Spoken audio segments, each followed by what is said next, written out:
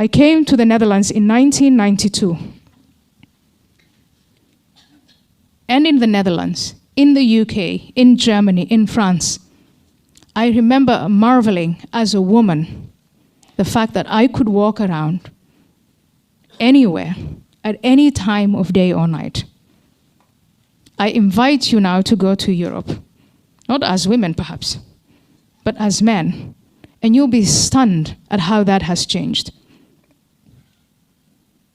And in many ways, it's because of this cover-up from the left. When people come from my culture and my background, and I'm very familiar with it, because as a woman in all of the other countries I had lived, I could not do that.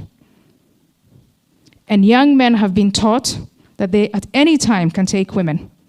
And women have been taught to stay away from certain places without being escorted by male chaperones. And if whatever happens to them, it is their fault. When millions of people from that culture come into a liberal society and start groping and harassing and raping women, how does the left respond? They still talk about racism. It has nothing to do with race. It is what happens to the individuals within a collective. You can never, if you are a true liberal, you can never really stray away from individual rights. You cannot use as an excuse some alleged persecution against groups to sacrifice the rights of individuals. Homosexuals in Europe in the 1990s and in the 2000s were more free than they are now. Yes, there was a whole debate about whether they could marry or not, but now they're being advised not to show their homosexuality. Anti-Semitism is back, and it's back with the Medina Muslims. And the left make excuses about the collective. We cannot talk about it.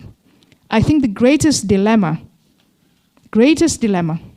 for liberal societies is the self-inflicted relativism. It's the self-inflicted censorship. And if truly we want to deal with the challenges that the Medina Muslims present us with, the most important thing we have to do is to protect the freedom of speech. If we don't, we sacrifice, we give the platform of ideas to them.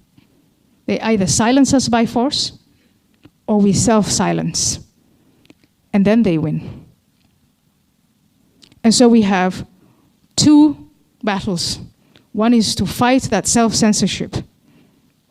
This being pulled into this collective nonsense called political correctness. I never get it, really. And the other one is obviously to stand up to the Medina Muslims and argue why Islamic law, Sharia, is bad for all human beings, for men, for women, for men and women, for people with a different sexual orientation, for people with different religions. It is not, Islamic law is not about life on this earth.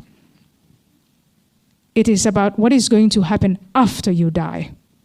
And that is why I will never apologize for my statements that Islamic law is ultimately a cult of death.